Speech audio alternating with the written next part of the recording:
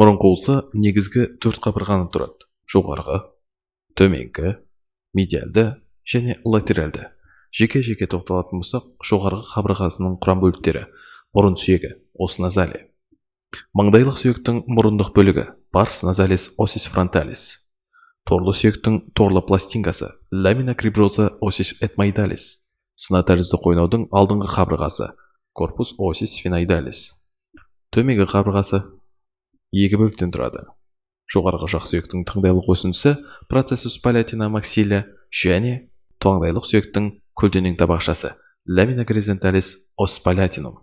Медиалды қабырғасы негізгі бөліктерінде сына тәрізді сүйектің перпендикулярлы табақшасы, ламина перпендикулярис осис этмоидалис; соқырша сүйек, фомер; мұрын қалқа шеміршегі, картилаго септинази; жоғарғы жақ сүйектің мұрын айдаршасы, кристоназалис максиля, және таңдай сүйектің мұрын айдаршасы, кристоназалис ос палатинум. Латералды қабырғасы жоғарғы жақ сүйектің маңдайлық өсіндісі, процессус фронталис максиля; жас сүйегі, ос лакримали; таңдай сүйегінің перпендикулярлы табақшасы, ламина перпендикулярис ос палатинум; сына тәрізді сүйек қанатты өсіндісінің медиалды табақшасы, ламина медиалис, процессус птеригоидеи осис сфиноидалис; торлы сүйек, ос этмоидалис.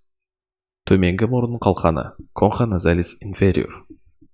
Мұрынның латералды қабырғасында жоғарғы мұрын қалқаны, конха назалис супериор; ортаңғы мұрын қалқаны, конха назалис медиа, және төменгі мұрын қалқаны, конха назалис инфериор.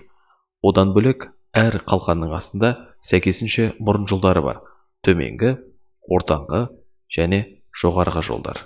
Аталған мұрын жолдарына келесілер ашылады: төменгі мұрын жолына мұрын жас түтігі, ортаңғы мұрын жолына алдыңғы және ортаңғы торлы ұяшықтар, жоғарғы жақ қойнауы және маңдай қойнауы; жоғарғы мұрын жолына артқы торлы ұяшықтар, сына тәрізді қойнау. Қандануы: сыртқы ұйқы артериясы, артерия каротис экстернадан жоғарғы жақ артериясы, артерия максилярис; одан сына таңдай артериясы, артерия сфенопалатина бөлінеді.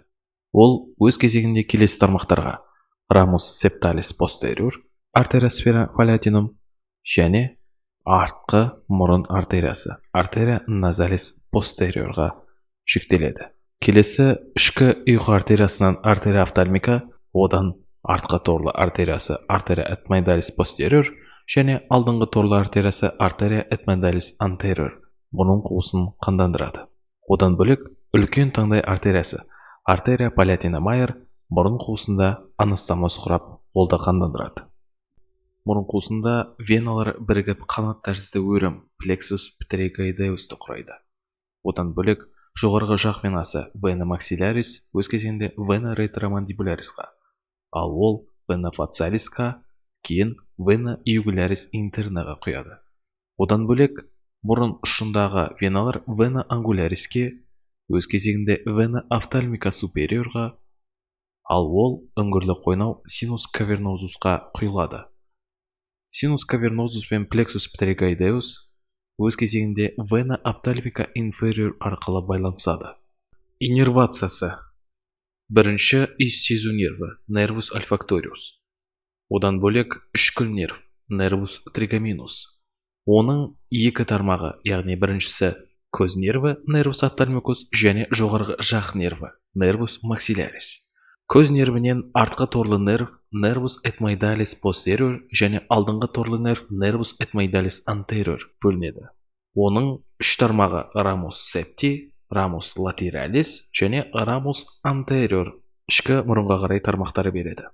Келесі көз асты нерві, нервус инфраорбиталис, жоғарғы жақ нервінің тармағы болып, одан алдыңғы альвеолярлы нерв, нервус альвеолярис супериор тарайды. Одан бөлек жоғарғы жақ нервінен қанат таңдай түйіні, ганглион птеригопалатинум, оған мұрын таңдай нерві, нервус назопалатинум, сонымен қатар артқы мұрын тармағы рамус назалис постериор нервтендіреді.